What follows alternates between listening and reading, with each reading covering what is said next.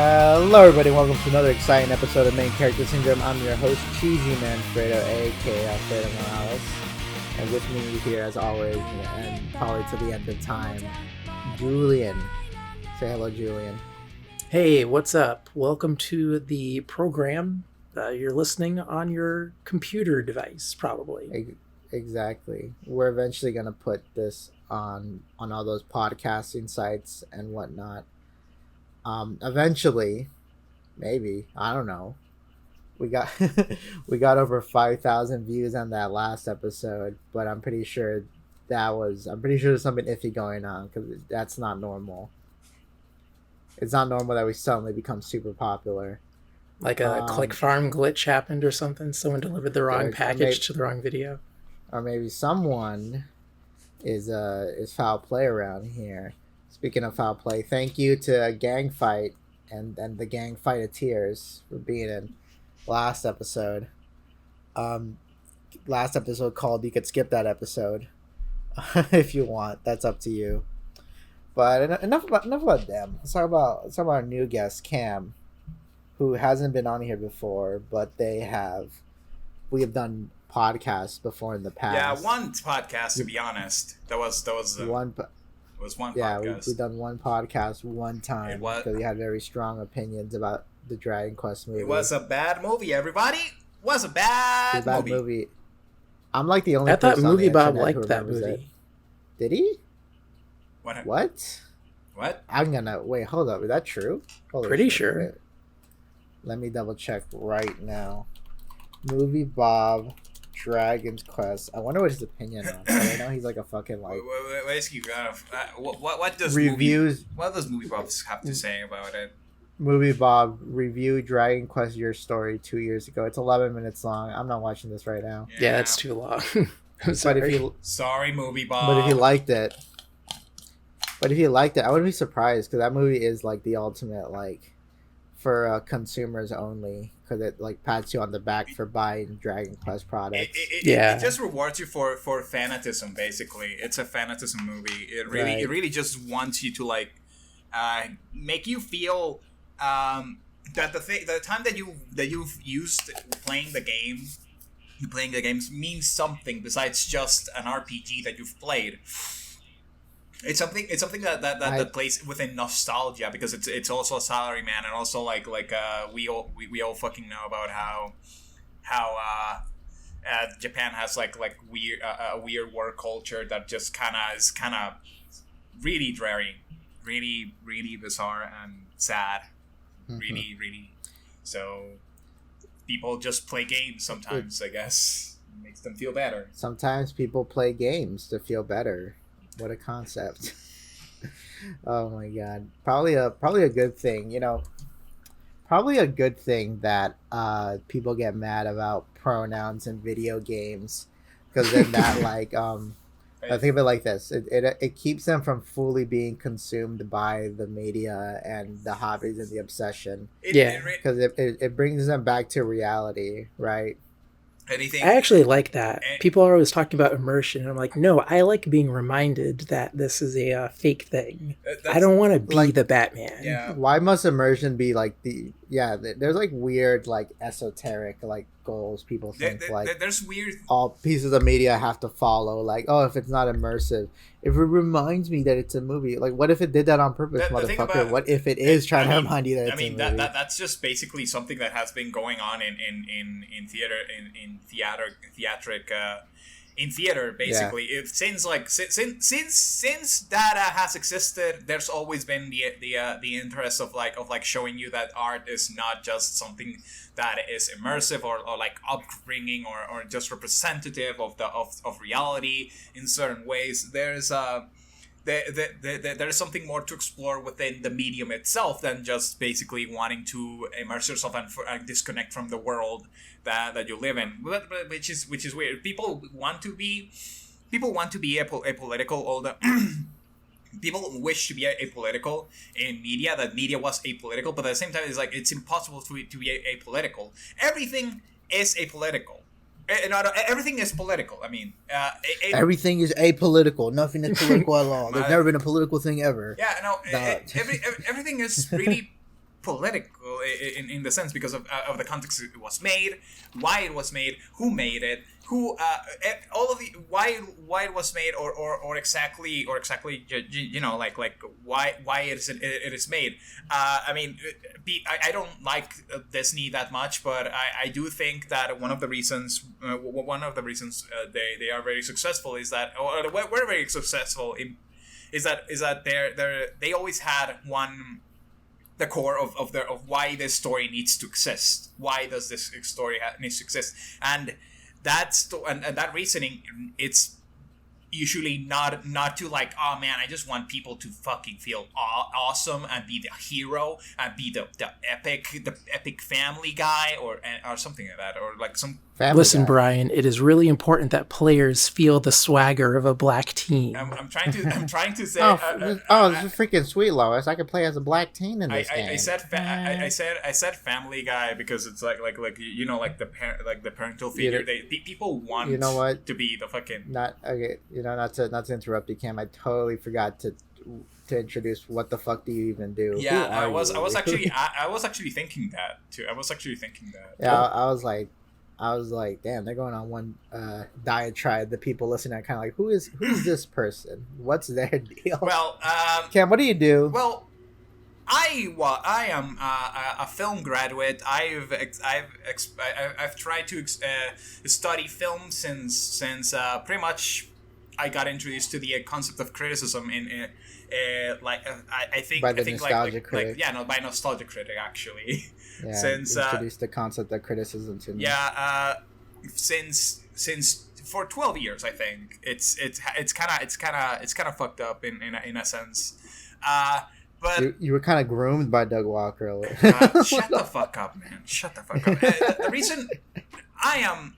But the thing about it is that really doesn't matter because of the situations that have accommodated to me. I basically am mostly well known for drawing porn, for drawing little not safe for work pictures that are enticing, titillating for the audience. Cam loves drawing froglinas. If you're into froglinas, that's Cam. The fuck is a froglina? You know what a froglina is? What is a frog? A short stack, thick froglina. You don't know what those are? I don't know what that is. I don't know what that is, Cheesy. Okay, well, if you're listening to this and you really hankering for a froglina commission, you can help Cam over here by commissioning them your froglina, your froglina OCs. Yeah, I guess you could do that. Maybe a little bit. Maybe I'll do it.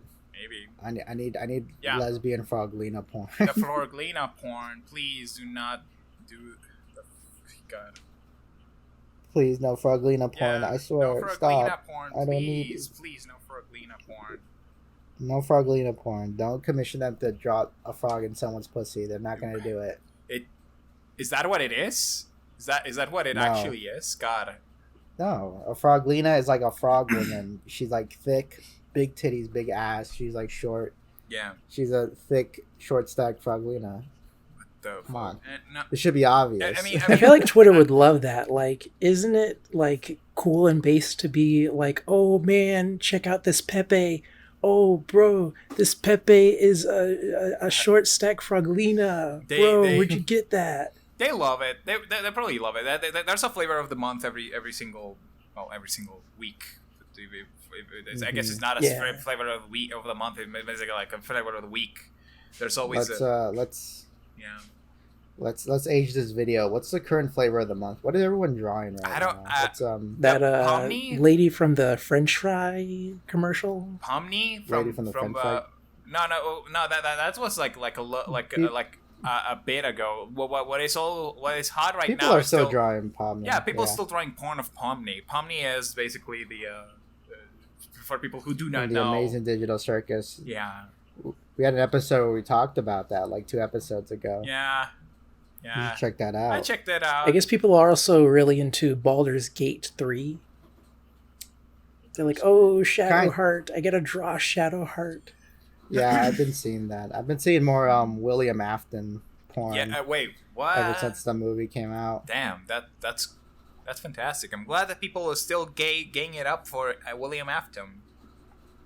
They never stopped. Yeah, I'm glad. I guess Modern Warfare 3 is coming out, so there's been more Call of Duty porn. Is there really Call of Duty porn? Is there really that? Oh, hell yeah. People like Ghost. It's a huge Call of Duty. like market driver for yaoi heads. Joey. They Ghost like watching is, the military men like go at it. Just like Italia. Ghost is that one guy with like the skull mask who's in the memes. The one who shits. Oh yeah, that's everyone's favorite character. The one who shits. Yeah, exactly, that guy. I don't know. The one who I don't fucking know. I don't play those games. Me neither. What were we talking about? We're talking Flavor of about the We're week. talking about Twitter Flavor of the trend. week. We're talking Twitter trends. Oh, I would kill to come up with a flavor of the month or the week or something. Yeah, I mean, yeah. What do you think? What do you think the flavor of the month needs? If you had to look back? I think I've mentioned before. If I have to boil it down to a science of what the flavor of the month needs to be is. I think that an average looking lady from something that's easily recognizable from a lot of people, but also has a ton of meme potential. What I think about if we think about the last couple of flavor of the month girls that we have, Pomni and the McDonald's mommy. It's that one Pomni is very anxious, and there's very pretty much like an incentive to draw her with more of a setting, and it's also like a very popular short that got really a lot of attention. So a lot of people easily recognize them. And there's also like meme potential, like you can draw Pomni like getting like fucked by horse penises or something like that. But it's like it's a wacky adventure from I think the name of the guy is Kane and shit like that. And when we see like the McDonald's mommy, there was a big discourse of conservative values and shit like that. Going around like saying like this is what the left is trying to hide from you, the possibility of a nuclear eating family. McDonald's with your husband and wife. This is what the left wants. It's funny how they convince themselves. Yeah, left people really hate when families eat McDonald's. Nobody really cares about nobody. At least no one really gives two shits about. Nobody that. really gives. It's all dumb. People say that it's both sides, but I don't think so. I don't think that anybody really is mad about seeing. People only say both sides because it's easy. It's easy. Saying both sides has always kind of been the dumb option. It's always been if I say both sides, it's like it's the illusion of nuance, right? Like saying both sides is like very like it appears like you're being nuanced because like, oh, both of them are wrong. Right? It's so much more complex than that, basically. You really don't have to think farther than that. Like if you say both of them are wrong, right? Because you ultimately just want to say like I don't want to I don't want to think about it too hard. So what sounds smart? Yeah. Yeah. And Yeah. it's dumb and stupid. But I think you were right on the money when you said like all these kind of like flavors of the months have to be like attached to something that like people are tangible, or it's part of like the current like zeitgeist. It's a big part of the current zeitgeist, and it's easily memeable. Like you can make something out of some scenarios about of like the mommy like getting eaten with some potato. She's eating potato chips or like the fries, and or maybe she has like burger and the meat is her boobies and shit like that. I mean, I wasn't gonna say that. I'm saying what I meant was that it's that character is attached to like an animated like commercial. Someone like Pomni is attached to like an animated show. Yeah. Even like there was that one Legend of Zelda chick everyone was drawing. Like she's attached to that game that is popular right now. Yeah. Pura. And So not only it's always like kind of attached to a wider thing. It can't just be that just this girl exists, you know. yeah, not only that, Um, it was also like a bit of a controversy with some figure that is what is his fucking name? Scott Falco, I think.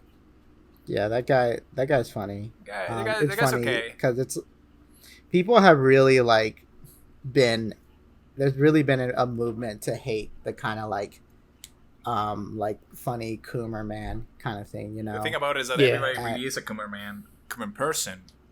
Coomer. No, but I mean, like, look at the way people react negatively to like that guy and someone like Saber Sparks, you know, Yeah. when they do like the subtle hints of Coomer.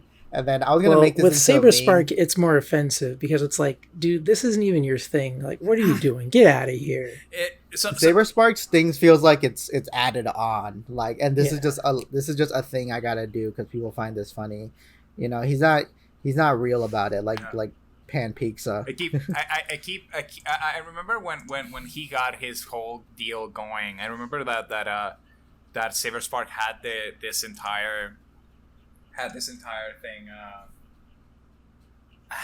and had like I remember like some part of the LGBT community, like some trans women were saying like I can't believe that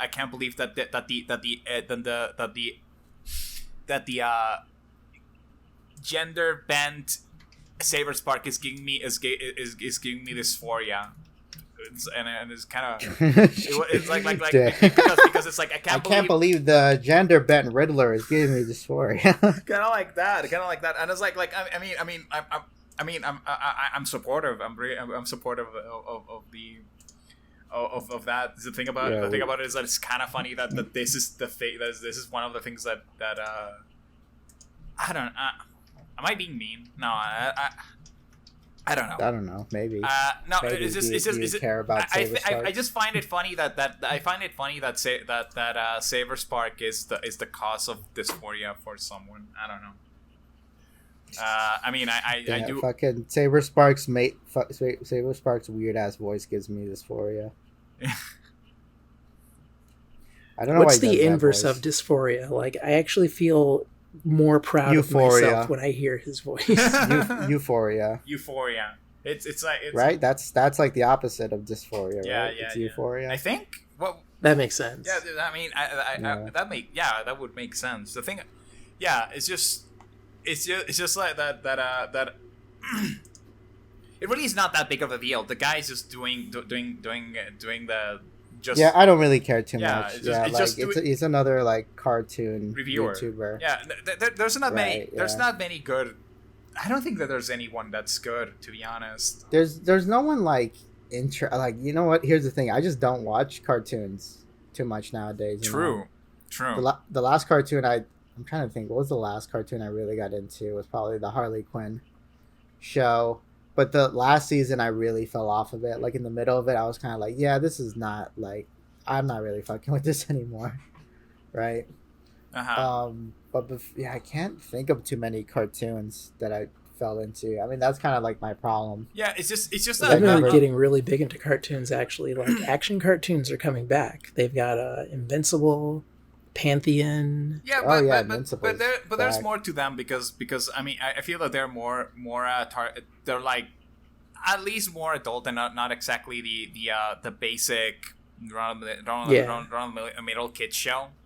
I feel that just we're just getting older. I feel that we're just getting older, or things are just not as exciting. I have not exactly idea how to precisely mention it. I don't really know. I feel that a lot of Hollywood has been making a lot of shitty things in many aspects, but a lot of American. I'm Colombian. A lot of American media is just really bland. Really do not explore that much camera angles or their art direction that much because it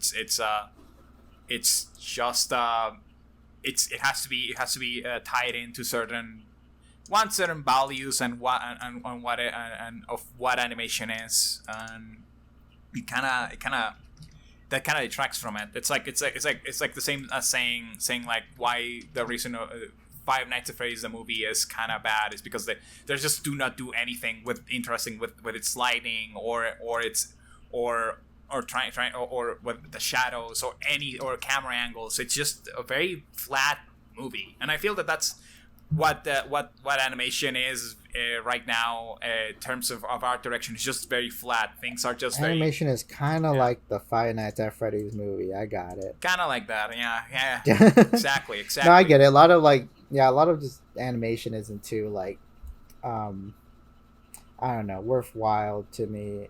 I know that people were really like talking about that one. There's like an HBO Max show or like a Netflix show or something. Yeah, Fire from Mars. It dropped recently. You're talking No, about... not Fire from Mars. That was good. Actually, that might have been the last cartoon I really got into. That was a good show. I haven't watched it, exactly. but people tell me good things about it. You will believe a man can get fired on Mars. Wow, I guess a man did get fired on Mars, huh? Kind of fucked up. Kind of fucked up, actually. Yeah, it is pretty fucked up. People have really been there's been this very massive like kind of movement of people really down for more like indie animation, because like I think there's this perception that it's become much more viable, if you will. I mean, I keep seeing TikToks of people saying, "Well, I just started my own animation studio with my best friends." I see that shit too. Yeah. It's just like I mean, it kind of had to happen because there's like no other option. Things have become so walled over, you know, like what's the term in English, like what gatekept. Things have been gotten gatekept so much that it's difficult to get an animation going, an animation anything. And not only that, it's like it's only things that really just target a lot of the big studios just target like mostly either cartoon comedies for adults or cartoon comedies for kids, or maybe even like an action show that might appeal to certain demographics, or that it's based on a comic book, like that is usually based on something else. It's because it's easy and you don't have to like, and it's easier to add. It's easier to just adapt and really make anything. Which that kind of always has been the case. Even back then, it was rare to get a original cartoon going. Yeah, like, it's basically like a problem. I think that really struggles with not only in America but also Japan. I don't think that there's I think if anything, there was this kind of idea, if you will, that so like you look at how Cartoon Network started, and like, oh yeah, they were originally just showing like Looney reruns Tunes. of cartoons, of things they own, and soon they're all like, okay, well, this is like in our library, but we're not making the big bucks off of reruns, so we need to make new stuff. Then you had your Ed and Eddie, Powerpuff Girls, Dexters, and whatnot, right? That's basically but like how it started officially, but how it started was like, okay, how do we make more money? How can we make like low budget animation? And it's like, oh, we have a ton of rights to all the cells of Hanna-Barbera and all of this shows. So why not pull up something? And that's how Space Goes Coast to Coast it started. That's like the origin of like Adult Swim, right? But Adult Swim was like later. Yeah, no, it was the original Cartoon Network show. But there was like a one that started like that starts like an orange dog, but I don't fucking remember their name. Moxie. Yeah, Moxie. And it's that was something else. I guess what I'm talking about is that it was like at this. It seems like at the start you kind of usually have something kind of more viable, like something pre-established. Yeah. That usually seems to be the strat, and eventually you want to do something original that you have the full rights to, and you can make way more money off of it. Well, yeah. You know. But it seems like things. I mean, that's just the way capitalism goes. They realize, we make much more money by doing stuff that pre-exists. You know. Well, that's you know what's funny? When they started doing original content, they had those commercials that were like oh, the cartoon characters will stare at you point blank and say, why are you watching this old shit? Watch some new shows. And it's like, well, it's Cartoon Network. All you have are old shows. Mm-hmm. You made the problem. You're the problem, Cartoon Network. Yeah, it's it was that late '90s, edgy Gen X type humor. You know what I'm saying? A little. I know. I think I know what you're talking. Yeah. Okay, what was it? I was talking about indie. I don't think like indie animation is viable right now. I think all we're seeing right now are kind of like a bunch of exceptions, really, to the rule. Well, you know, there's like certain... yeah, like so, like the Hazbin Hotels and Hell of a Boss. I think there's a lot more money behind it that we don't really see. You know. Most likely. Oh, definitely. Most likely. Do you need to pay the animation and stuff like that? The thing about it is that gotta pay for all of those T-shirts they sell every month. I think the most kind of viable indie animations right now are Hell of a Boss, but also I think the most viable is probably like Chicken Nugget. That chicken nugget thing. I blocked those people. Not because they're problematic or anything like that. It's like fuck. I sound like a fucking consumer. They're so like they're so like focus tested. Like like damn, they really did figure out who they're like catering to. You know, the cute little and I don't think there's anything wrong with that. I think they're doing it as smart as possible because they're like really like seeing like okay we're trying to really maximize our profits here. How do we make the most currently popular characters that people are gonna like in the zeitgeist, Yeah. And like shit like that. And I guess another thing that seems to it's safe, it's recognizable, and not only that, it already has a pre-established fan base that you can exploit, and a big one. Yeah. How much money do you think Meat Canyon makes? I have no idea. I don't know. I know he has like a whole team though. Yeah. Yeah. Wait, is it just his Patreon? Wait, let me check right now. Actually, he's checking the Patreon. What I wanted to say is that from the perspective of a Colombian, from a Colombian, if you will. Yeah, we do have a different semblance of the entirety of how we finance our art projects or our cultural projects. What people do here is that we ask the government. No, there's like certain government funds that or grants that they will give you if there's like something interesting that the Ministry of Culture likes particularly.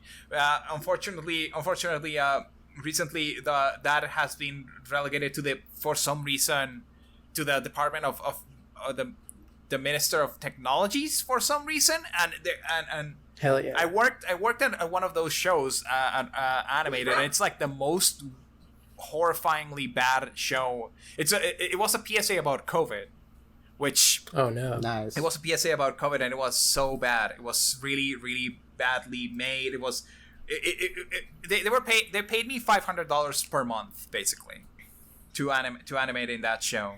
And not only that, they would actually like make me pressure me to work harder, because if we do not have the things finished by X date, we wouldn't get paid. We wouldn't literally get paid because we do not have the what it has, because but for some reason they asked for an animated for a 10 episode series. A 10-episode series about COVID? About COVID. Yeah, about COVID. Wow. They asked for a 10-episode series about COVID, and that had to be made for in literally 3 months. Nice. 3 months. That's so cool. That was, and it's just we had a really shitty government back then. To be honest. Now it's all better. It's all fixed up. Well, it's kind of complicated because I'm joking. Yeah, we do have a better president, to be honest, in my honest opinion. Mm-hmm. We have So anyway, filthy what about progressive. what about the COVID? What about the fucking COVID cartoon? The COVID cartoon just it aired. Nothing. Nobody really talked about it. Nobody really cared. It was made right. It released right after the pandemic had ended, or like I don't know. Just people weren't as like interested in knowing more about the pandemic. It was kind of boring. They had this wombo combo catchphrase, and honestly, it was just kind of boring, to be honest. It was a bad show. The kid just yelled at random points wombo combo, and it is like, because he's a gamer. The kid was supposed to be a gamer to cater for the kid audience who are gamers. People love those kids love Fortnite. Even gamers gotta watch out for COVID. Yeah, basically like that. The COVID could be in your game system. Yeah. After a gamer session, don't shake hands. Just go GG. It had an Alzheimer grandpa as well. Just and a mute. Alzheimer grandpa, yeah. He kept forgetting he had COVID, and that's how he cured himself. Fuck. That's right. That's fucked up, That's Cheesy. fucke up, Don't Cheesy. say That's those so things. fucked up. That's so fucked up. Yeah. I think other people worked on it. Some other Colombians worked on it. I think that one of the guys who worked on as character designer in Villainous from Cartoon Network worked in that, and he did a good job. He did an okay job, to be honest. He did an okay job. I mean, he probably wasn't trying too hard. Well, it was not that special of a cartoon, but it was. I have no idea. I have never like talked to the person, to be honest. I was part of the animation team. He was part of the art team, so I didn't talk too much about to him about it. Working in that animated short, not animated series, sorry, really messed me up with my finances, and I haven't been able to recover ever since. That's so cool. I can relate. Yeah, I haven't been able to recover ever since. I've been commissioned to death. I have like a log of commissions I haven't finished because that it just keep like the backlog, basically. that I kind of just get rid of because I don't know, time and energy. I think what you gotta do is you gotta make like an animated series where, I don't know, you pick a current popular celebrity or a topic, and you're like, oh, what if they were fucked up? What if they were a fucked up person? Huh? What if George Clooney was fucked up?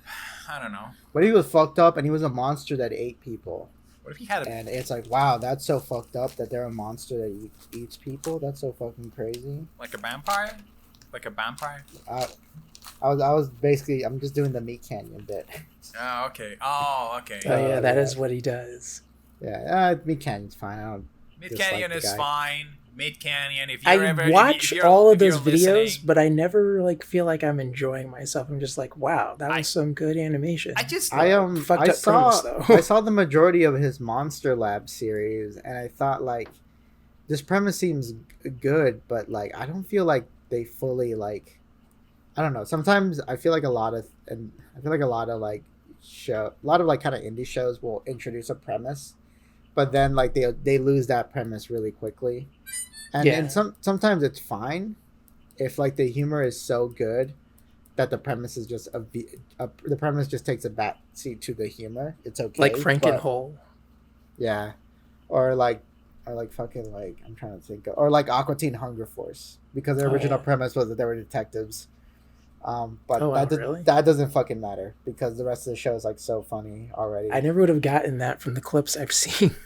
Oh, it was like, yeah, there's no way to fucking tell.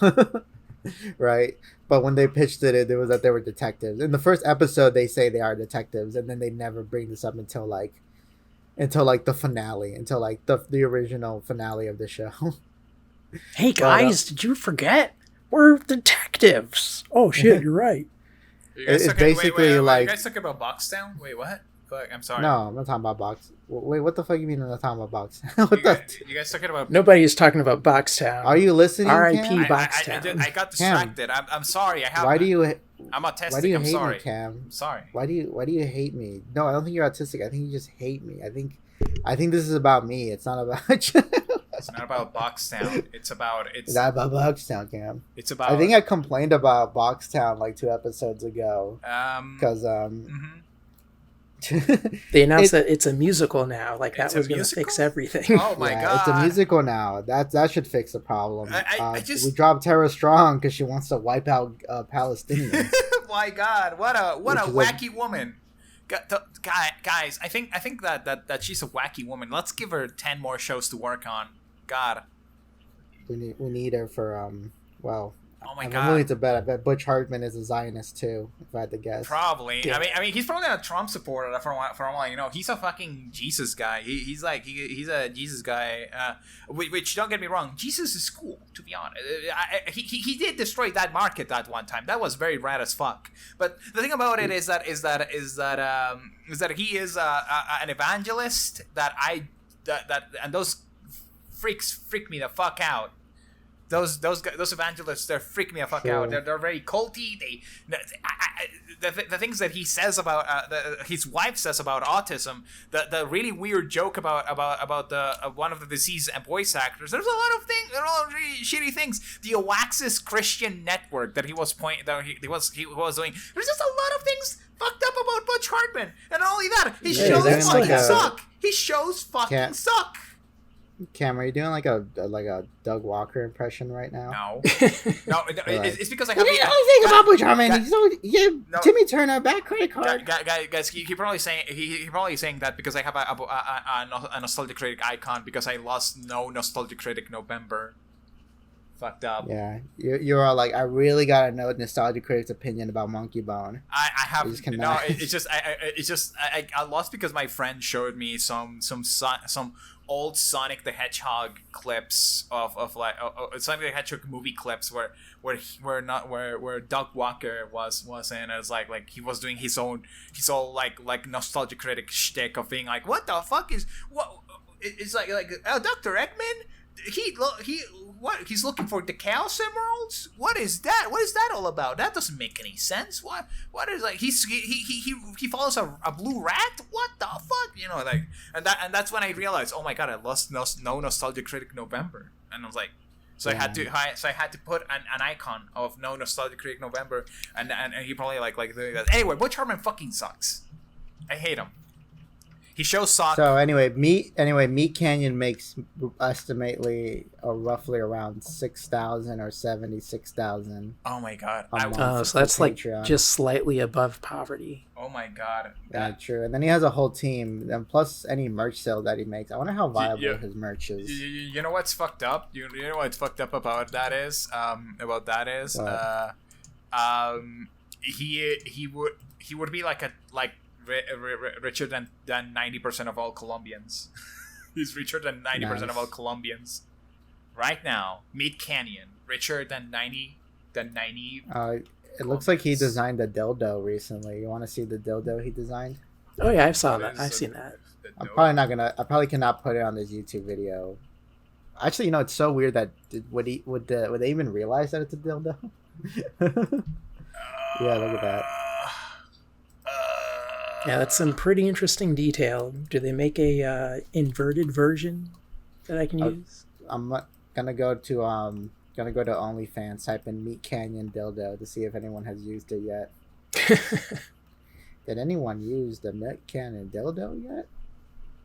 I wish would you think it would be a good or a bad thing if, like, when you look at someone's merch sale on their merch store, that it would say how much money they're making on the top? Or do you think that'd probably be too much? It would be like a lot of information that it depends on your audience. Like, if you tell people we've made $1 million selling these, it like subtly implies everyone has one except for you. You better fix that. Yeah. Mm-hmm. Damn, he got freaking Craig Gleason to design one of his shirts. Who's that? Craig Gleason is my father. Craig Gleason is he's the man behind Bad Guys Club. and he's my direct inspiration for Villainverse. Or actually, Villainverse was originally going to be a fan fiction of Bad Guys Club. Bad Guys Club isn't a story; it's just like a line of like OCs that he draws for merch purposes, right? And I always got the vibe he didn't like me because one time I asked him to be on the podcast for an interview, and he said he was down, but he kept ignoring all my like DMs and emails. And I saw him like posting about like I really hate it when people rip off Bad Guys Club, and I guess he saw Villainverse. So it's like, oh. But like Villainverse is a story. Apparently, Bad Guys Club is just like a Bad Guys Hello Kitty. Basically, it's just like edgy like 80s kid biker culture Sanrio, right? Which is cool, but like, you know, you're gonna get ripped off. People want to add premise. Yeah, basically just made a premise. There's a premise for his stuff too, but it's not like you can't tell by just looking at the merch, you know, like, oh, technically there's Hello Kitty lore, but like you can't tell by buying the Hello Kitty like hoodie, right? I love Hello Kitty. Oh yeah, who's that art guy that I hate who like puts skull and bones on everything? Is he Mexican? I don't know what his race is. Jorge Gutierrez? He's like a big art world guy. I would never let anyone slander Jorge Gutierrez on my podcast. He's funny. Like his bones look like cancer protrusions. I know who you're talking about. Yeah, that guy. I forget his name, but I hate him. He fucking he's like he looks like he.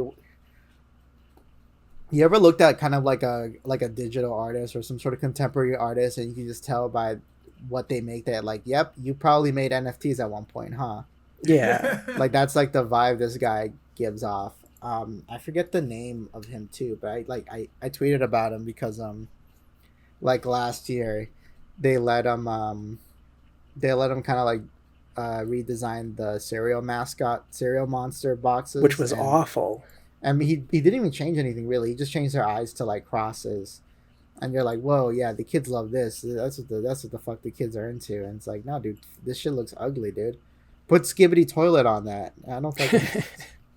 Yo, where's my Skibbity Toilet cereal? I would prefer that over letting that guy do stuff with the mascots because, like you were saying, he didn't really add that much. It was bad. They should fucking make like a plastic Skibbity toilet bowl. You can put your cereal in there. But yeah, I brought that guy up because I think, you know, if he can get work, then I wouldn't worry too much about people ripping me off. It at least means that you're making something interesting and of value. No one's going to rip off that flattering. Bones guy. I think the only time a ripoff is bad if it's making more money than like the original. Oh yeah. In my opinion. Like, and it's like, well, hey, why didn't you give me those marketing dollars if you liked me so much? Like if someone was like, oh, someone made like a character of the month and it was like, oh, this was inspired by Dirty Bomb and they're getting more attention. Actually, I wouldn't be too bothered. I'd just be like, haha, that's cool. I don't know if that ever happened. I don't think I draw my girl characters to like women of the waifu of the month looking. You get what I mean? Yeah. There's certain like kind of vices I don't like fall into. You know. I have some vices that I fall into, but honestly I just stopped caring. I know you fall into vices. You're always complaining about them. Yeah. I think my art style is not anime enough. I notice it's mostly kind of like if your art style is a little bit anime influence, like people eat that shit up. Yeah, it catches people's eyes, and then they start drinking in the details. People love that. People love that shit. God, people love when you're like cartoony, but also anime at the same time when you're giving like a certain, I don't know. God. Uh-huh. Yeah.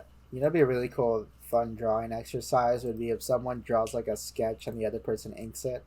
Well, two people draw sketches and then they switch the sketches and now they have to ink their buddy's sketch. Yeah, that's always fun. Yeah, because I'm looking at this. That's something that happens all the time. Yeah, that's something that I'm looking at happens. the Craig Gleason like merch website, and he sells like pencil sketches.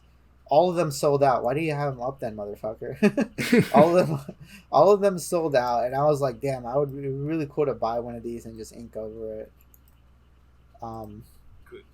I think that'd be cool. I would kill to like. I've heard of people like looking for like the pencil sketches of like particular comics and then like drawing like inking over it as practice.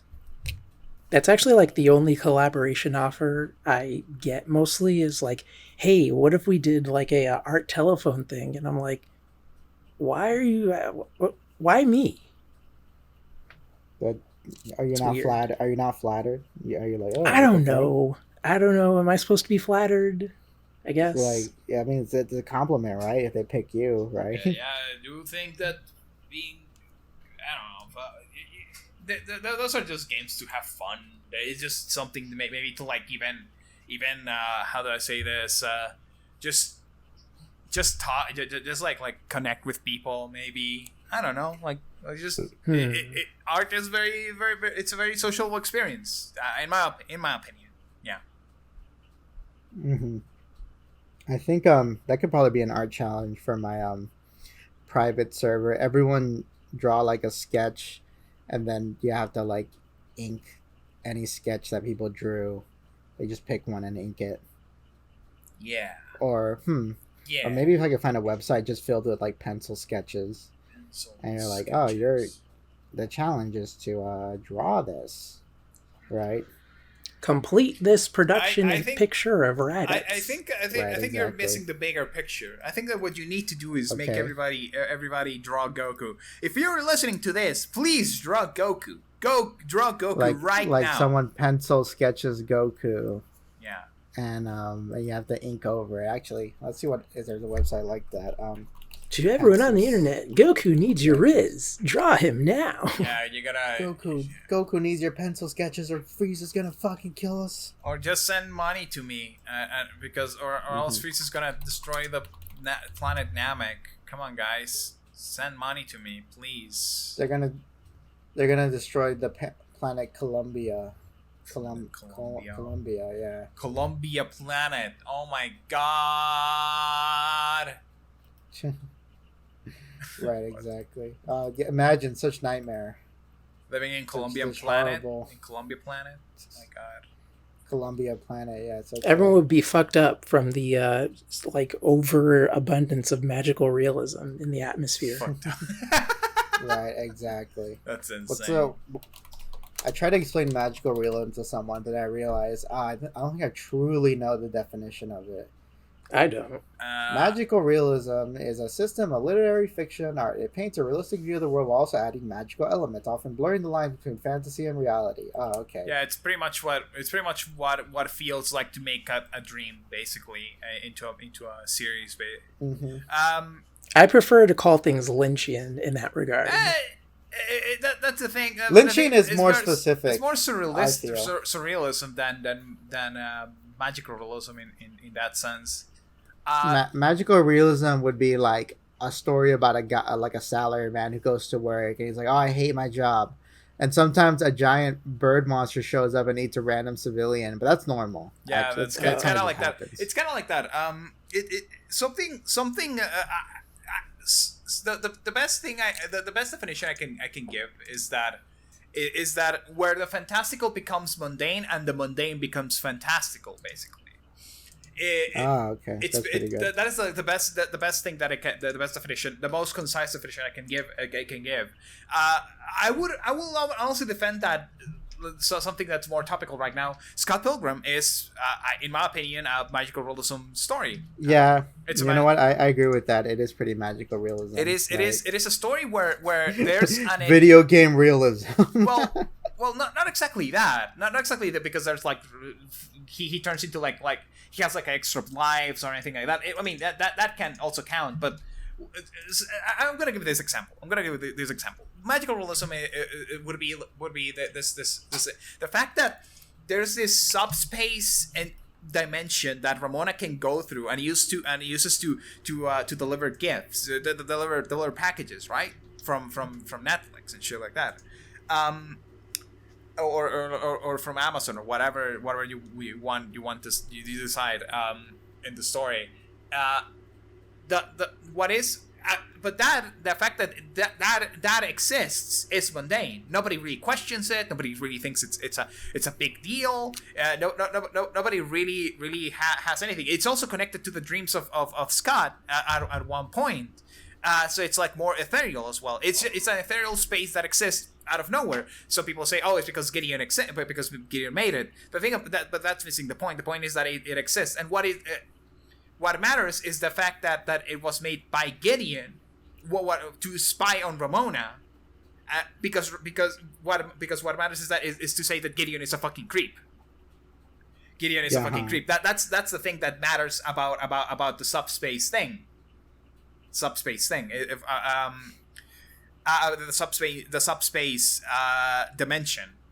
It doesn't matter that it exists. It matters because it exists because a guy wants to spy on another character.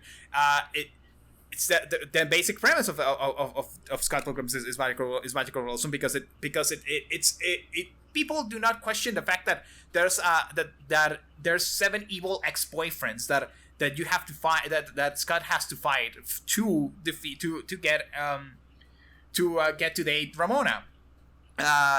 People do not question it. They really, again, it's just part of the story. But what matters is the fact that he's doing it because he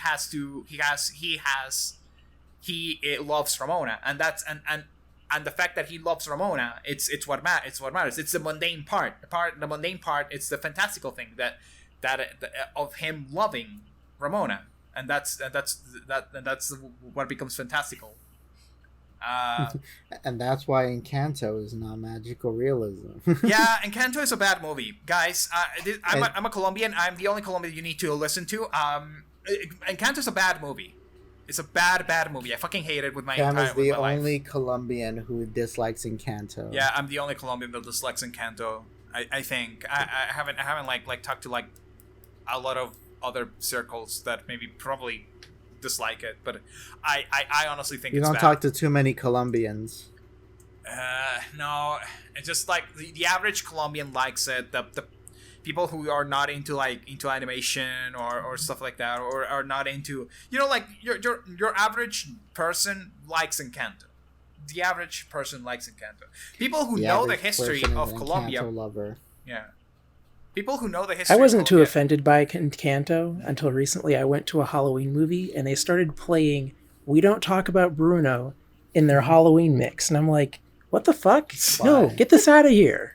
Why? This isn't a Halloween song." Soundtrack made by a Puerto Rican. Is he Puerto Rican or is he like?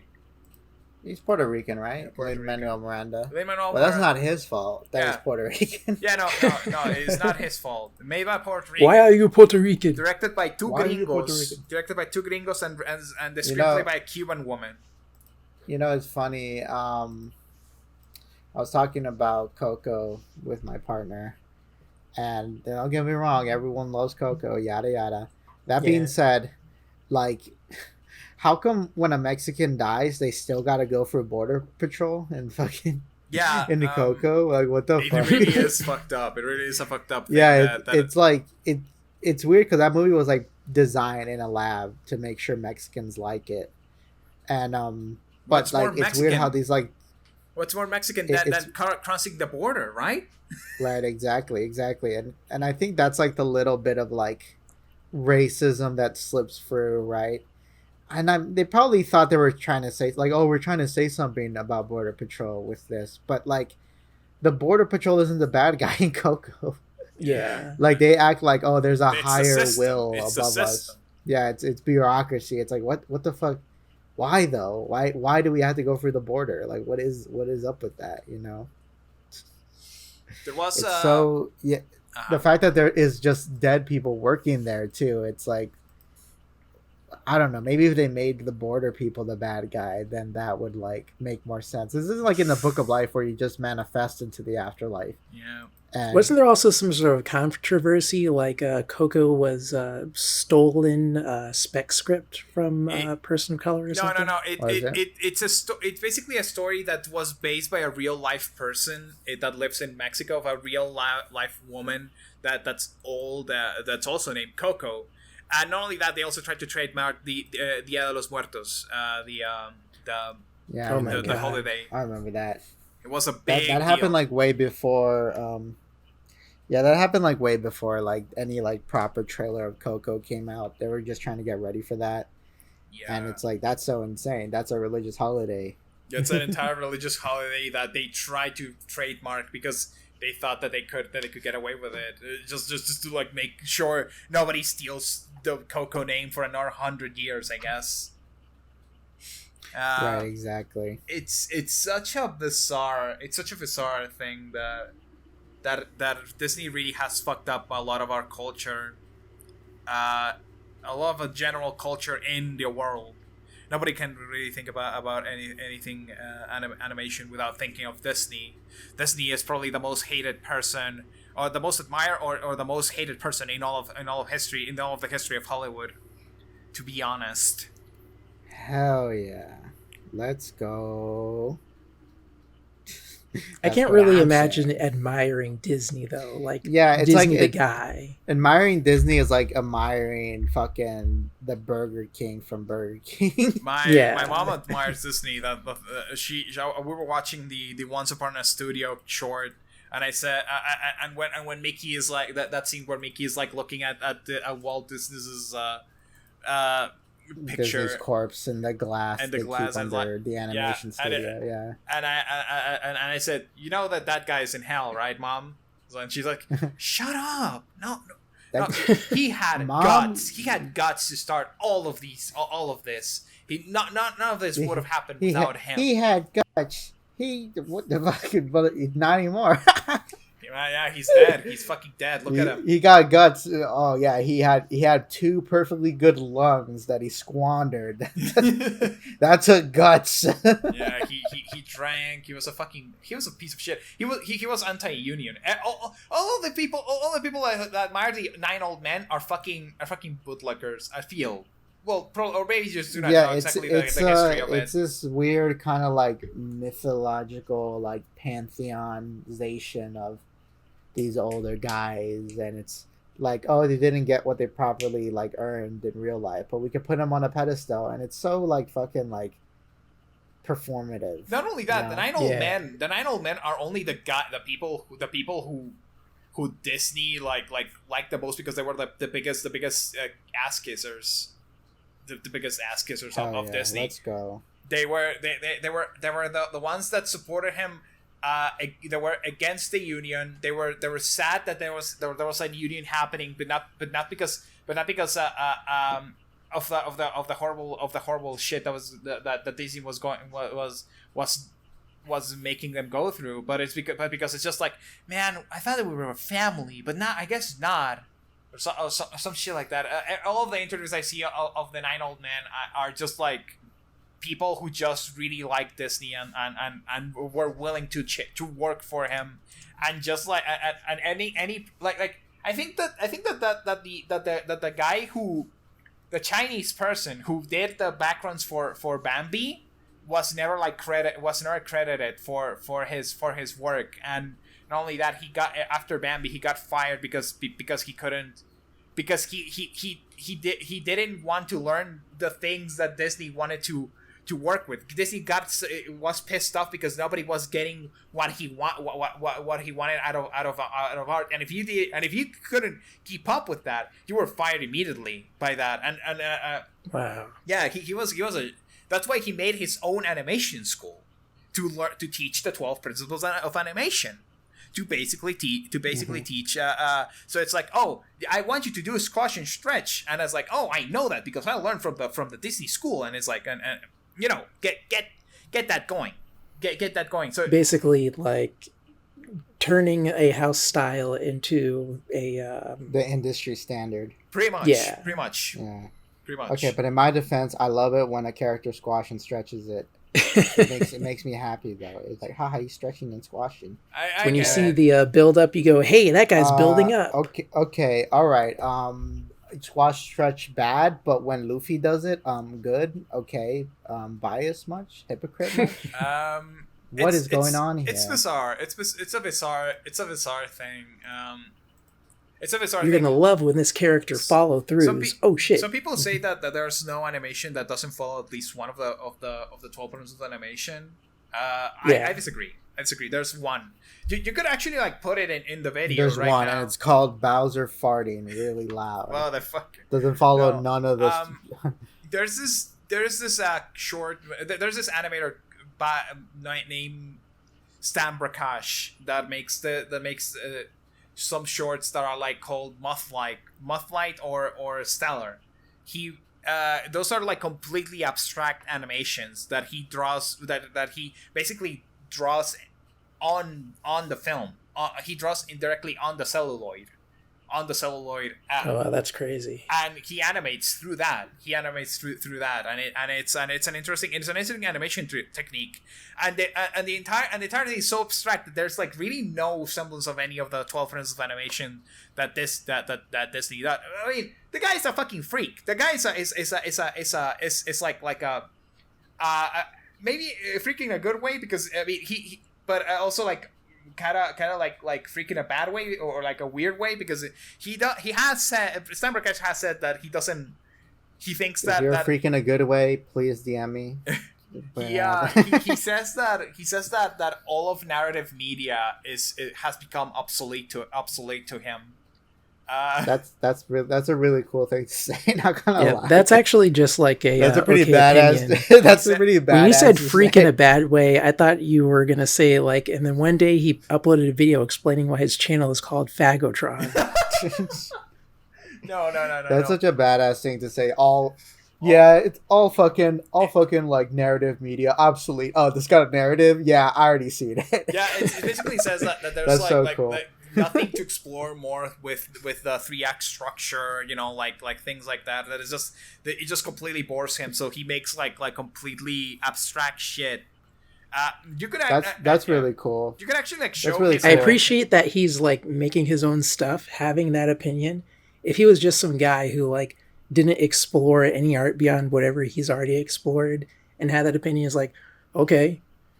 But at least he's like putting something else out there. Yeah, like, here's what I'm doing. He's a fun, both sides are bad here, but no, but I'll say this though. I mean, no, this guy sounds cool, and I like artists like that who are like kind of low key outsider artists. So we need those kind of guys because they're the weird mutation that our DNA needs in order to like get to the next step of art evolution, right?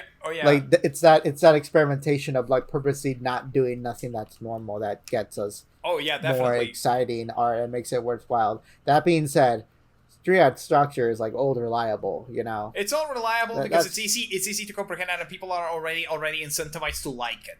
People are already incentivized to like it. That's just a fact. I wouldn't say it's not. It's like it's easy to like. It's simple. It's simple, but it's also because pretty much most of the things that we're exposed to since we're babies are 3-act structure stuff. It's just I'm gonna expose my son to 12-act structures. Well, I have no idea. Like Disney's Gargoyles. I have no idea. I mean, look, son, this is Gargoyles. Yeah.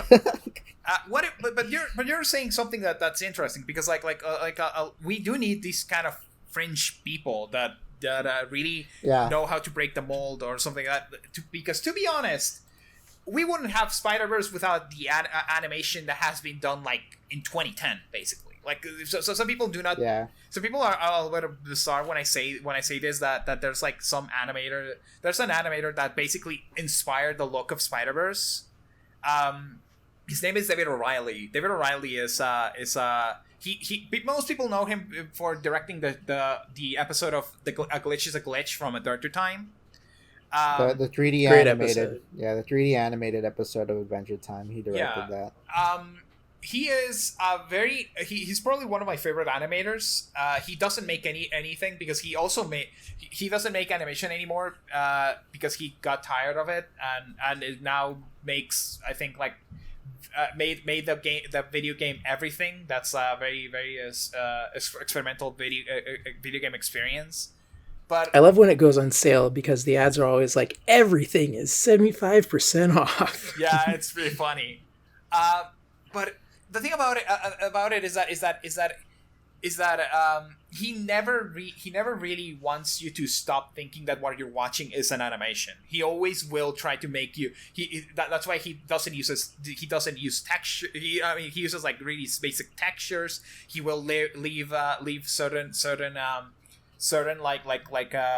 3D objects, 3D objects that you see unfinished renders on some scenes, because he just wants you to realize that you're watching an animation. And all of the techniques that are used in Spider-Verse were kind of started by him in his shorts, and I find out when that was happening while watching it, like, hey, this does feel like a David O'Reilly stuff, but I didn't have any proof about it, so I kept quiet for a while. Until like you were biding your time until it was time to reveal it on this podcast. Yeah, until they revealed until like Sony Animation Studios revealed with the Mitchells versus the Machines that what we exposed our art direction team to all of the works of David O'Reilly because we liked them a lot. The directors, and it's like, and you can find that David O'Reilly's short is on the Mitchells versus the Machines. It's like the cat that vomits a bunch of shit, and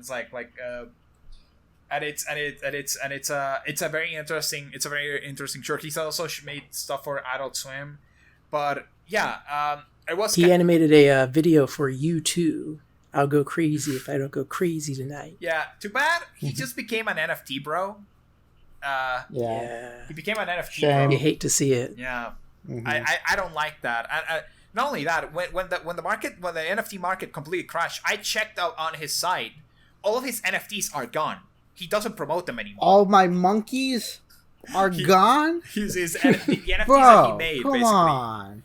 I don't know if he's. I have no idea to prove if maybe he feels shame of it, or he doesn't, or he just. I mean, hopefully he does. I was tempted to tweet out something smug about, like, I bet a lot of people are glad that they were like bullied to not do NFTs or even try to do it in retrospect, but they won't fucking admit it now, right? Because God, there were so many artists I knew that were kind of like, I might try it, but everyone's just so mean about it. Fuck off. You're so fucking lucky everyone was mean about it, motherfucker. NFTs were just commodification of it was commodification of the art too, basically. It's just it was just like everything else, a pyramid scheme. It was like you buy the thing so you can put it so you can buy it put it sell it for a bigger price, and if you but you gotta keep it. You gotta keep it to keep the price afloat. To keep the price afloat, if you have to have diamond hands, guys. You gotta have diamond hands so you can so you know that the price will skyrocket at any moment, and it just never does. And now 98% of all NFTs are have no value at all. A lot of Japanese artists I used to follow were also getting into NFT stuff. I wonder, like, what's happening to those guys? That was it. That one artist, I forget his name. God, we are on the unofficial TokuCast. We were supposed to talk about his movie Jellyfish Eyes. I forget his name though. He was popular. I mean, he's the guy who's done like several album arts for Kanye. He did that statue of like the fucking anime guy shooting that huge rope of cum. Yeah. Anime statue, huge cock. Kanye West. His whole thing is like the invention of super flat or something, right? Yeah, he's the Takashi Murakami. Yeah, that guy. Yeah, that guy lost like a shitload of money in NFTs, and they did want to do a sequel for the movie Jellyfish Eyes, but they never got like enough money for it. That being said, Jellyfish Eyes was not a good movie, so Damn. it wasn't. Nothing really was lost. But yeah, that guy. I don't know. I don't really fuck with that guy. But something earlier you said, Cam, that I thought was pretty interesting, and I think it goes back to our conversation about like immersion that we had. Mm-hmm. That I think that like wanting like I think making something that doesn't like that makes you aware that it's like a piece of art or that it's a film or like a cartoon and whatnot. I think that's a pretty like good way to like remind you that this was made by a person, that a person was there making this, you know. Yeah. And I think the people who complain about things not being immersive enough, like, are ultimately complaining, and probably it's probably not true for everybody, but they're ultimately complaining that they have to be reminded other people exist, and it's like almost antisocial, if you will, you know. They are just dehumanizing the entire aspect of art. They just want they just see art as a product. Content, just something they consume. Yeah, right? and then you just get excited for the next thing and just get something to be excited for and consume that next thing. You know. Right, and that's kind of like that is kind of like a big problem people have with like AI art, is that there isn't a person behind it, right? And the people who really enjoy it, who really like who make fun of artists being like, haha, your job is going to become obsolete, those people were like already like antisocial and like hate people already, you know. They were most of them are just crypto bros. They're just crypto tech bros that really honestly do not have had an entire original idea in their entire life, and only that is they just see.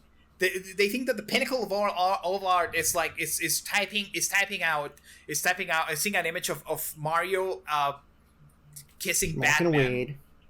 Or Mario being Batman, or Mario and Sonic playing a card game or something like that. It's nothing really novel about it. The besides looking like shit, in most cases, that might also change in a while. It's just completely dehumanizing the entire process of all of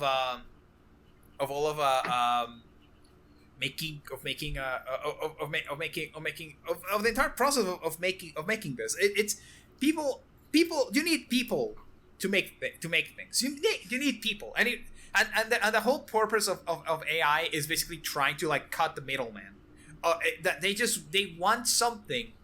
They hate that people are involved. They hate that there's someone there, right? Yeah, exactly. It's like, God, this person who wants rights, who wants food, who needs water and all that, they're really in the way of me making more money, or me like just consuming. And then like, I was really enjoying this Meg Griffin porn, but then I found out that the artist like needs to eat food, so I'm gonna AI generate my own Meg Griffin porn. Kinda low key, kinda. Maybe. Kind of. Okay, you know what? You changed my mind. I'm done. pro Meg Griffin porn. Oh my god. What the fuck were you saying, Cam? We interrupted you, I think. I think it's just it's just AI is pretty much a bizarre. It's a bizarre thing. I just keep thinking about this conversation I had with someone. Not gonna say who, but I remember that they were saying like I can't believe that now that the protests are that the strike is over, things are still shitty because and only that, people were complaining about how all the shitty writers were the ones striking because they don't know that. I have. There's no proof. There's no proof about it. Like they're saying like, oh well, of all only they're saying like only the people that were making all this Netflix shows that nobody really cares about. You think the guy who wrote She-Hulk deserves to fucking live, bro? Are you really going to tell me that they deserve?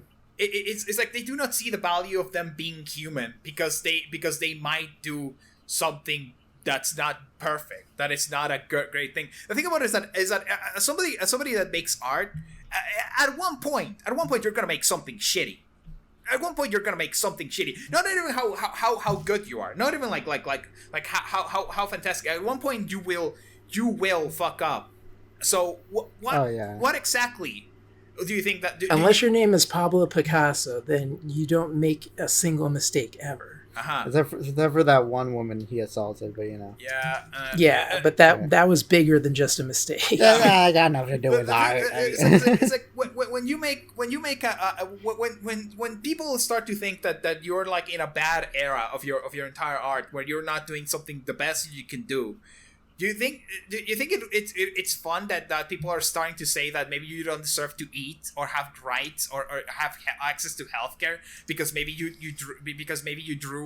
wrote or a star in something that was like mid.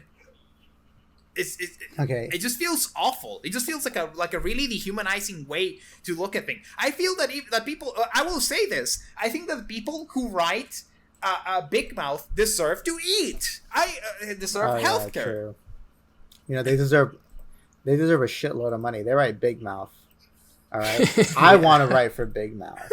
They have applied. Apparently, Big Mouth is probably the most creative, like, adult animated program I've seen from Netflix. There's something like that you won't believe how much regular people do like Big Mouth, and it's funny how everyone on Twitter's like, "Who the fuck is watching this?" Normal motherfuckers, bro. You're weird. Normal people. You're the weird one, dude. I love that. Watching this shit. You're the weird guy. That one hormone beast. That's like an old guy, and his whole catchphrase is like, "What are you gonna do?" I was gonna say I love the thick hormone beast, and more people should draw porn of her. It's bizarre. It's kind of weird because there's certain semblance of them trying to be progressive, but it's framing in a way that it's like showing I guess like a lot of kids being like sexually aware or something like that, and that's what makes people feel put off. Well, people on Twitter, because that's a them problem. Yeah, because it's like Netflix wouldn't make 6 seasons of Big Mouth if it wasn't like popular. It's just insane. It's just insane. Well, they might. We need to get a campaign going. You know, if enough people unsubscribe from Netflix, they might make Big Mouth porn. We need to make Big Mouth porn. What Netflix should just make the Big Mouth porn. They should just do it themselves, make it in-house. You know, I think that would be great. I thought that's what the move to making a whole show about the hormone monsters was for. It's like, okay, finally we can have our cake and eat it too. Because now none of this is real. Because none of this also has kids involved. So it's like so we can have the characters be sexualized and stuff like that. Yeah, if there's one thing I like about Big Mouth that I think it did pretty good, and like I think if this was an anime, this would be evil. Is the fact that the Big Mouth characters are ugly, and that's like on purpose. Yeah, it's a whole thing about growing up, and like that is an ugly phase. Yeah, I'm so happy that they're not like anime lolicons, because then people would call the show a 10 out of 10. Oh god, they would. Very specific groups of people will do that. It's like how people complain about Oye Primos, the fucking that stupid ass. What's that one controversy? That show that isn't even out yet. Yeah. No, but I'm talking about the graph someone made where it's like, oh man, Oye Primos, they don't draw their 12-year-old sexy. What the fuck? This show like sucks. That. They just really want. People are just mad that they're saying that there's ugly kids out there. Their main complaint really is the fucking that the underage children are not fuckable in Oye Primos, which is just like, come on. It's such a weird thing. It was such a nothing controversy, and people started to talk about to share that stupid ass fucking meme comic that it really is that was made by fucking neo-Nazis. Oh, that one with the guy with the mustache and the big sombrero. Yeah, we talked about that comic. I don't really want to give that comic too much fucking attention now. Oh, really? We talked about it before. You guys talked about that comic without me? Oh my god! I'm like an expert on the entire on that entire subgroup of people. I fucking know about fucking the Doombers. The Doombers is such I'm an expert on underage sexy Latinas. Wait, what? No. Fuck, shut the fuck up. That's not what I fucking meant. That's not what I said. Play back the tape. The tape shall show. But oh my god. What was I gonna? Yeah, I know. No, I got you. Yeah, we talked about it back when the Oya Primos controversy started, because I had a big self-reflection moment during that time, and I was like, wow, people are evil. Not the Oya Primos people. They're okay. They're fine. They're just trying to tell their story. Everyone else is a piece of shit. Yeah. Yeah, Latin American people are just pretty much as bigoted. They're evil. They can be as bigoted as like somebody, some conservative, some radical, some like reactionary circles in the United States. It's kind of right, garbage. Exactly. There is this kind of like, what is it, like a pick me Latin American. Pick me Latin American. They really want to impress like white supremacists on Twitter. Like, hey guys, I'm on your side, dude. I may be super brown, but it's okay. I hate myself for being brown. No, guys, don't worry. We're also being white is also the default here, guys.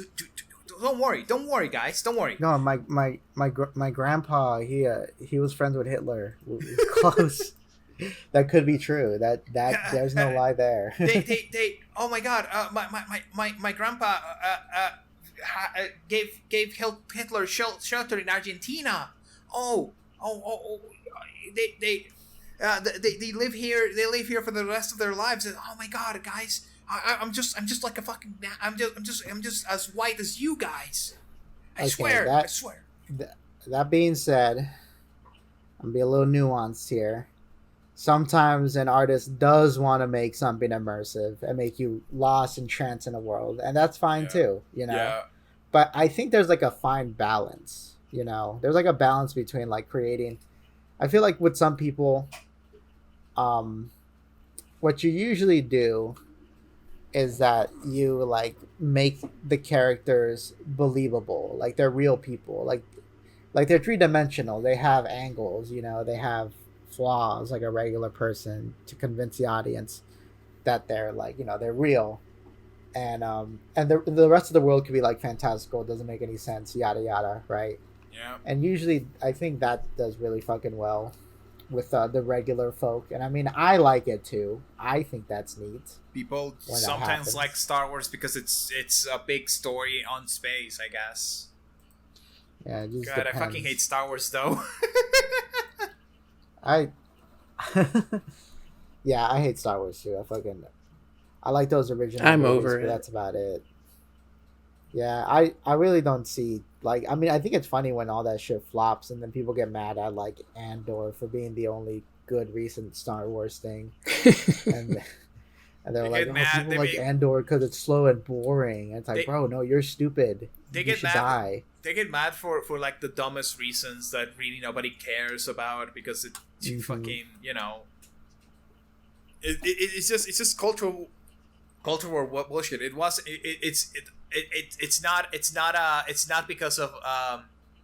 not because people are trying to revive a dead franchise or anything like that, or stuff like that. It's because it's because there's women in it, because there's people of color in it, because there's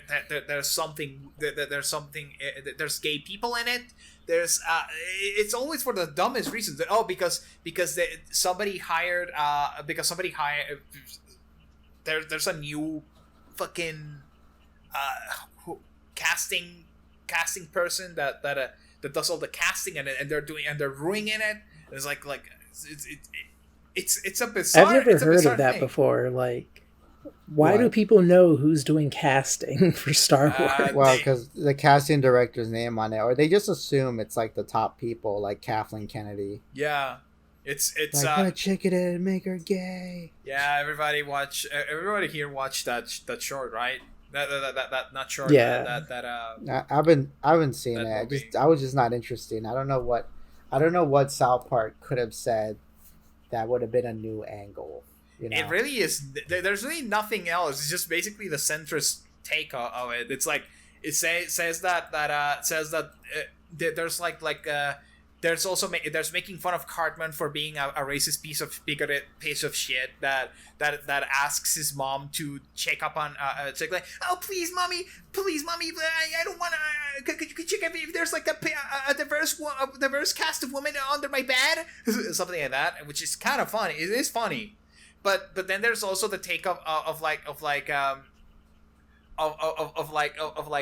the kid saying like there's definitely some forced diversity going on. Yeah, like they really are. Like forced diversity is such like a bullshit ass term. Not only that, it's also it's also like a little place along in white supremacy in certain aspect because if you're forced to something, who is doing the forcing, right? And that's the thing.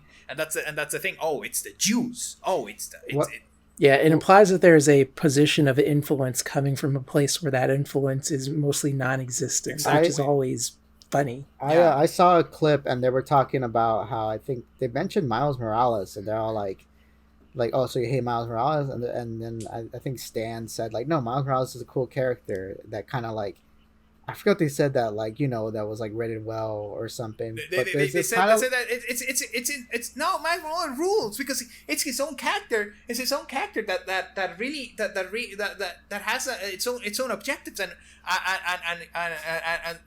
it's and has its own objectives and its own thing. This is just putting as like just putting Cartman and just making a black woman. You know, it's. I think I have a big problem with that because it's like people never have this standard for white characters. They never do. Right, because it's like no one ever says like, oh, what? But did it have to be a white guy? Did it have to be a white guy? Like, oh, like no one ever like sees a badly written white guy and says, let's not try white guys next time. You know, right? Yeah. Because like it's almost like a POC character has to work harder to be recognized. You know. Yeah, right. Because a white guy's that's just the default, right? But if you're gonna do a black character, a gay character, it better be the best well-written gay black character ever. You can't just be an okay gay character or just a mediocre black person character or anything like that. Like, yeah, like, and it's almost like it's low key, like it's setting them up to like kind of fail. Like now they have an unnecessarily higher standard, and I think the only way to really like get over this is to just kind of like flood the market with more POC characters. And some people might say like, oh, there's already too many. And it's like, no, there isn't. There really isn't. There's the majority of the Avengers are still white people. Yeah, I think that 90% of all characters that are Indonesian or something like that are played by The Rock. Right. Like, is he Indonesian? No, he's not Indonesian. He's like he's black, like Hawaiian. He's black Hawaiian. I'm sorry. I think so, or Samoan, something like that. He's Pacific Islander. I think Pacific Islander. Yeah, he's Pacific Islander, but he's half black. Like his dad's black. Yeah, Polynesian. I think he's Polynesian and also he's Polynesian and black. I'm so sorry, guys. I do not know the ethnicity of The Rock. I do have to look this up later because this is giving me big vibes of like whenever I say, "Oh yeah, Vin Diesel is black," and everyone says, "No, that's wrong." Vin Diesel was like adopted. So. But here's the thing: he has curly hair. When he has his hair, it was like curly, like he had kind of like a Jew fro. So maybe, yeah, maybe, yeah, he had curly hair. Like you ever looked up a picture of Vin Diesel with hair? He had like curly hair. Yeah. Right. So there could be something there. That being said, that being said, what I'm trying to make the point is making that he is basically the entire representation of that one ethnicity that he represents, basically. Yeah. He's just one person, and whatever it is, we'll get to the bottom of it. I'm looking at this picture of young Vin Diesel, and I'm like, oh, he could probably play the Sandman if he was younger. Yeah, he has the freaking like Sandman waves. Sandman The waves. Sandman wave. Yep. Not only all these characters, are like This is my final score, Spider-Man. also like a lot of the You pictures you can't mess shared with San about the Mexican Familia. girls in Mexican cartoons. Yeah. It is a lot. You can notice a lot of them are very light skinned. They're very most. Yeah, of them they are do very- make them light skinned. I've been like kind of like at fault of that too by making like Mexicans really light skinned. I blame colorism. That's who I blame. Colorism is fucking stupid. I Colorism was is fucking stupid. Speaking of colorism, that's kind of like a big reason why like a lot of Mexicans are okay with like a white guy playing a Mexican in Nacho Libre. Yeah, Right. because You know? they kind of got because a lot of Latin American people got tricked into believing that they were white, just default white. What's that thing that people say about like Americans? Everyone's like an awkward billionaire. Like, oh, I can't wait till I become rich. Right now, I'm just Yeah, poor for the meantime, but I'm gonna become rich. it's an embarrassed. It's a temporary. It's a billionaire, a temporary, an embarrassed billionaire. Everybody thinks that they're not a poor person. But they're just an embarrassed billionaire at the time. There should be like a word for that, but like for Mexicans, they're like a temporarily embarrassed white person or something. Yeah. I'll make a lot of enemies with that. With what I just said right now. Fucked up. Oh my fucked up shit being said on main character syndrome. Fucked up. All Shit. right, I was gonna say something earlier. So anyway, Nacho Libre, pretty good movie. They explain in movie why he's like white though. Like they say that his I think his mom was Swedish, Yeah. and that's why he's like light skinned. And you know what? I'll say this. I'll defend this. It ties with the themes of the movie. Nacho, he's already an orphan, but he's also like not even like the exact ethnicity of the orphanage he's being raised in with the other kids, right? So he's already an outsider, you know. There's And then there's this whole angle about like being a wrestler means you're wearing like a mask, and you have to have faith behind that wrestler, which ties back in with like having faith in God. And I think it's like probably Nacho is probably one of my few favorite like pro Christian movies. what are you? It's slim pickings out there. It is slim pickings. God is not dead. You didn't like that? You didn't like that? I haven't seen God is not dead. Maybe I'll put maybe The Exorcist. Maybe The Exorcist is a pro Christian movie, pro Catholic movie. I'll tell you that much. A bitch ass movie. Prince of Egypt. Prince of Egypt. Top 10 best religious movies. Top 10 religious. And it's like actual good movies. It's The not Prince of like Egypt. the fucking bullshit. The Prince of Egypt. It's so hard to fucking recommend slaps. a Ben-Hur movie because there are like 12 of them. Does Devilman count as religious? Like, Not in the way you think. Devilman fucking rules. I love Devilman. If Awesome. Devilman counts, Yeah. if Devilman counts as religious, then that means Chainsaw Man counts as religious. I guess. I don't know. Let's just fuck. The current arc kind of What? is kind of like that. There's like a whole Chainsaw Man religion. I just like Devilman, Mhm. guys. I'm sorry. I'm sorry if I said that it was religious. man, I'm we're- sorry.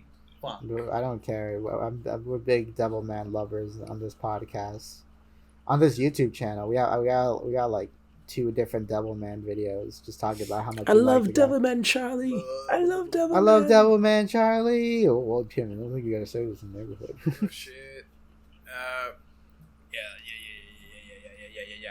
Yeah. Speaking of Devilman, and I'll show this here. By the time this video drops, everyone probably already seen these. But basically, on Twitter, I fucking dropped like Robot Masters from Mega Man, but based on songs with the word "man" in the name, you know. And those did pretty well. That I'm gonna do another set of them, and I'm working on them. I've been working on them. I've been working on them for a couple of days now. I'm almost finished. I just have to color them. One of the ones I just finished recently was I finished Evil Woman, right? And Evil Woman's color scheme is based on Devilman. But check this out. Hell yeah. Yeah, it's pretty good, right? Pretty good, I right? See it. I see it. It's pretty good design. 10 out of 10, I think, in my opinion. Capcom, hire this man. Capcom, hire this man. Dr. Light, why did you make an evil woman? Evil? And then Dr. Light says, I have a particular set of interests, Rock. You don't need to concern yourself. I gotta admit, Rock, I just love it when a woman is an awful piece of shit. I built her because I'm a Women pay can't do piggy. anything. I'm a pay pig. Can't just do anything. No. He builds like a sexy robot master, and it's like pay pig woman, where all she does is spend his money. Man, I wish I had an evil woman that loved me. Oh my god.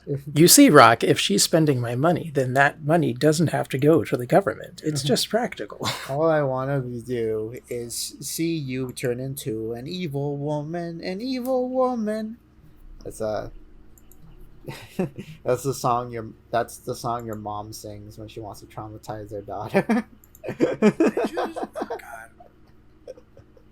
Big evil mommy milkers. Oh, fuck. Big evil woman. Anyway, I think we are close to the end. Really? That's bizarre. We got to do our ending segment. Okay. What do you guys do in the ending segment? I forget. Fuck. Oh, you don't watch our podcast. I mean, huh? I never finished them. I never finished them. I start them. I never finished them. I don't know. Podcasts are weird. We end our podcast with an evening prayer, usually. I don't believe you, fucking filth of man. You fuff and filthy Frank, you. Nah, we usually say we love women catchphrase. We haven't said it a couple times. Maybe we should retire it. Last time I tried to retire that catchphrase, Roe v. Wade got overturned. Wow. Oh yeah, no. We better yeah, literally literally the next day it got overturned, and I'm like, damn. We gotta keep the catchphrase, because what if another awful thing happens to women, right? Yeah, so we got to keep it going. We got to keep it going. We can't. Yeah, we just can't run the risk on that. Yeah. So yeah, we love women, even evil women. We love evil women. We love trans women. We love evil women. We love tiny women, tall women, big booby women, tiny breasted women, petite women, fucking chubby women, big girthy women. We love all women here. We are the loving woman syndrome character. Fucking we love women podcast. We love women too much. Oh my god. If you're a woman, please call me. I'm desperate. Fuck. If you're a interested woman in Colombia, if you're interested in a Latin American non-binary person, if you're a Colombian 8, hit up this guy. They will love you right. Maybe they live with their parents. Hopefully that doesn't become a problem for you. Fucked up. Okay, but anyway, to our real ending segment. Who deserves to get canceled this week? Julian, you got someone you want to cancel? I do. Remind myself who the fuck was I hating. Actually, I know who I want to cancel, but you go first, Julian. So this is fairly recent, and by the time you're hearing this, you'll probably already know. But the video production staff of The Escapist all quit and/or were fired, because it turns out The Escapist is not privately owned. It is a website managed by a board of executives. Oh God! So don't you just hate when you find that shit out? Yeah, it sucks, because it paints a weird picture about like how they treated some of the other people who had already left before now. But yeah, Jack Packard, Yahtzee Crenshaw, those guys that I like, they're doing something else now. Apparently their executive producer, Nick Calandra, I think is how his name is pronounced, got fired, and then they said, well, you can't fire Nick, we quit. So go check Nick's tweets if you want to see where they're all going, because I guess they're following Nick now. Mm-hmm. But yeah, boycott The Escapist. Unsubscribe right now. Actually, you know what? That is a good call. I should unsubscribe to them motherfuckers. It feels so weird when like you find out that the face of like when you find out that the face of like these big kind of internet productions aren't the same people who own it. It's always some other random guy, like with the whole nostalgia critic being owned by whatever the fuck is the name of that one guy, right? Fucking Mike McCod? Mike McShod? Yeah, more like Mike McChode. Haha, got him. Damn, destroyed. Yeah. Okay, who do you want to cancel, Cheesy? Who do I want to cancel? I'm going to cancel Plague of Gripes. You guys heard of Plague of Gripes? Oh, man, what did he do this week? What he did was, well, basically he did this last week, but fuck it. He dropped a video talking about the show Hunter x Hunter, specifically the character of Gon from Hunter x Hunter, and it was not a good video.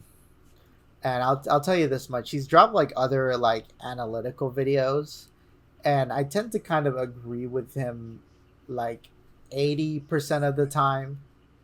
You know what I'm saying? Like yeah. Like he had that one video about Naruto that was okay. Yeah, the self-made hypocrite. Yeah, I feel like his videos are kind of, they get a little unfocused in the middle, but I mean they did kind of fine so far. I know he made a video about like, oh, how do you like write a good villain, and I had to stop watching it because like a couple minutes in he was like, I don't know, he said something real, I forget what he said, but he said something so stupid that I was like, I'm gonna stop watching this. It's like, hang on, I'm making villain verse. I already know this. Right, exactly. But what I was gonna say was that he also kind of has this problem that I see other people have, and I really hate it when people analyze like works and they talk about a specific character. I hate when people talk about the character like if they're a real person, like they're a family, like they're a family member. A family member maybe, but I'm saying like if let's say that, okay, so for example, he's talking about Gon from Hunter x Hunter, and he talks about how Gon, he says these things about Gon that like he says that, oh, he's kind of like a psycho, he's like a hypocrite, he's like naive, right?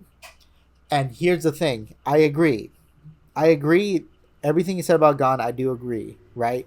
But the one problem that I have with him talking about it is that he has this smug attitude that he was written like this on accident.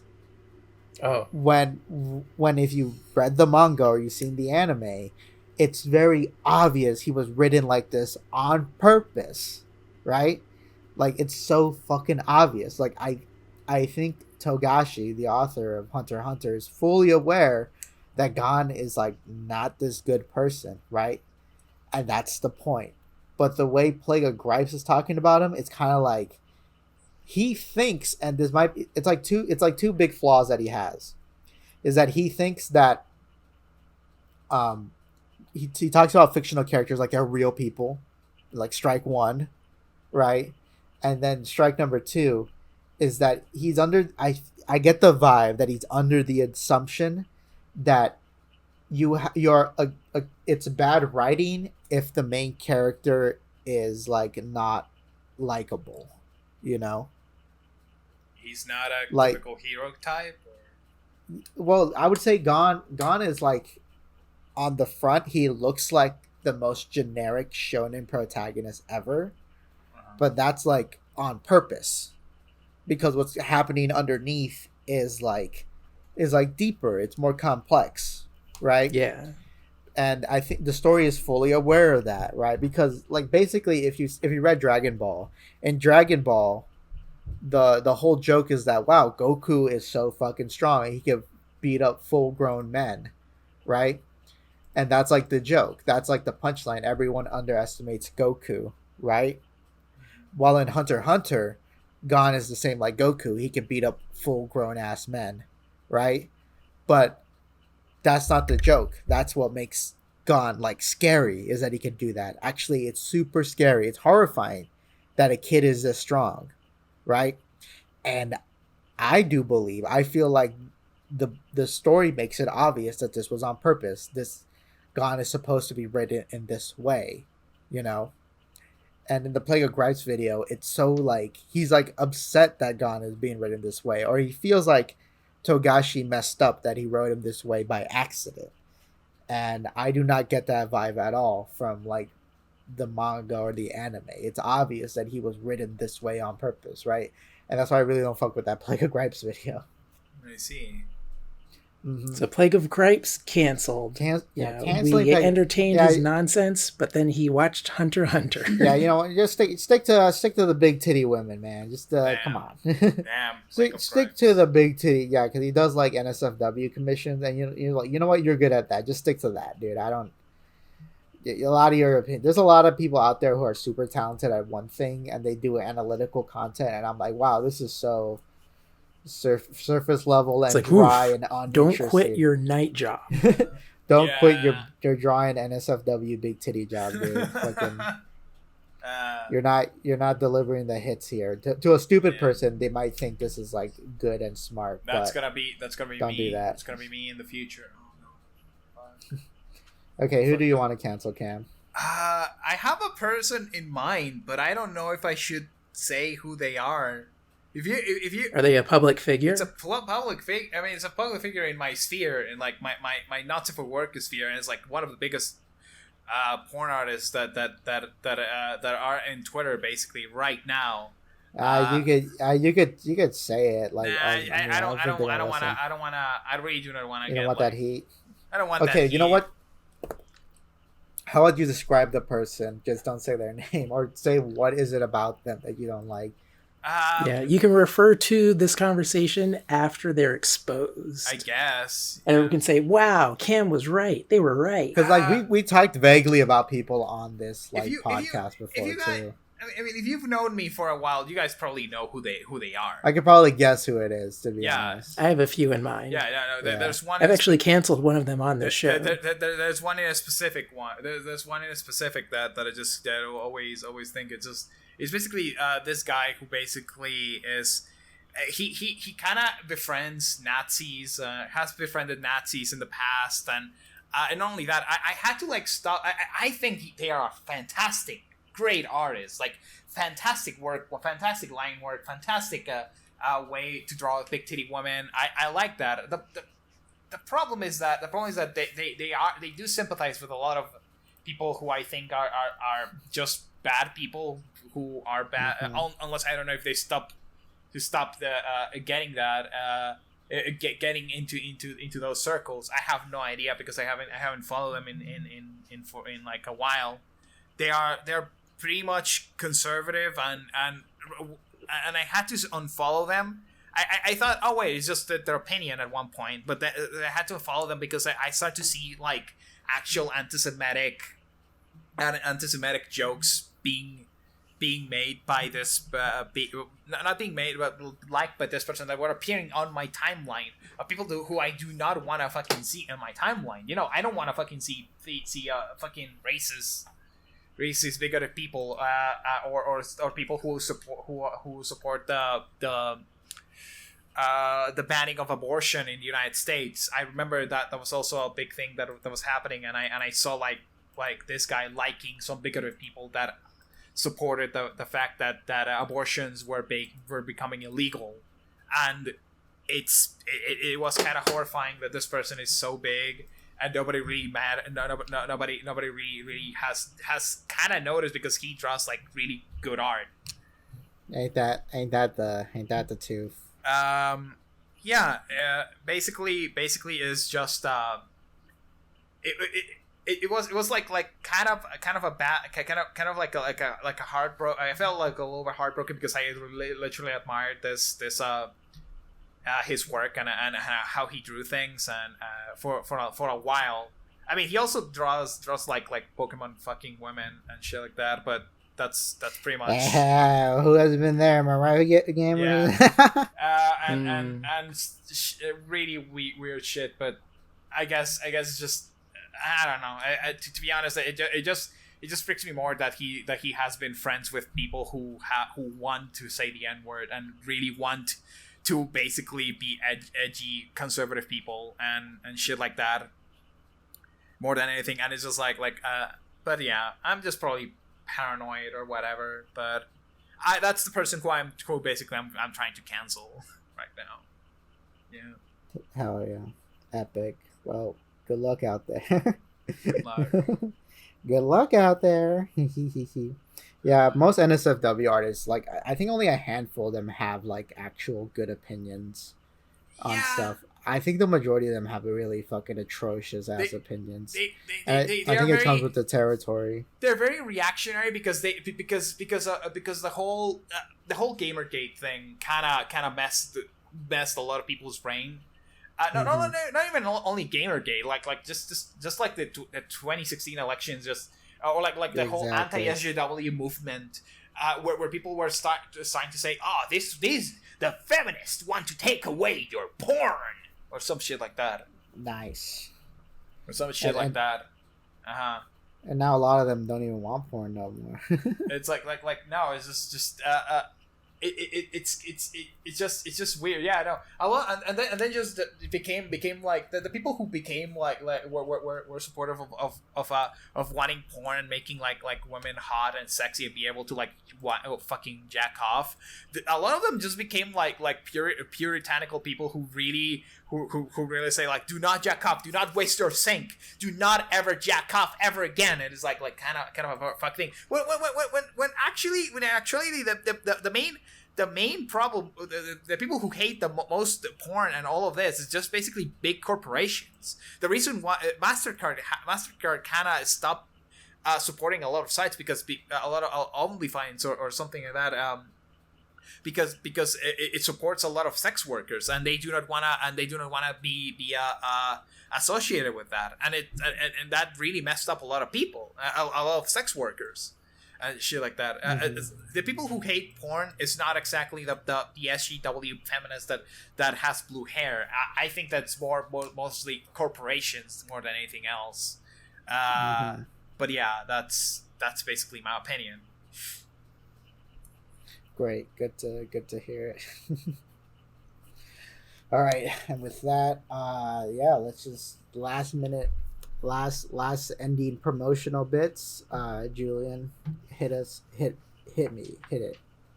Julian. Yeah, if you like my opinions and want to see what I do in my creative pastimes, go to vqcd.in.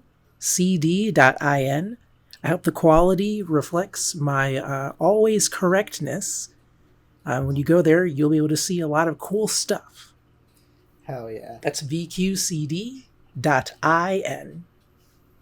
All right, and what about you, Cam? What do you want people to? What do you want to promote? Promote. I guess it. If you want if you like sort of cartoon porn or something like that, porn, and you like the style of something along the lines of Gandhi Tarkovsky or I don't know. I comparing myself to that. You think your style is like Gandhi Tarkovsky? Is what you're saying? That feels weird. It feels weird. It's like the Cartoon Network Bane porn or whatever. Then follow me on twitter.com/Pulpdirector. That's twitter.com/Pulpdirector. PULPDIRECTOR.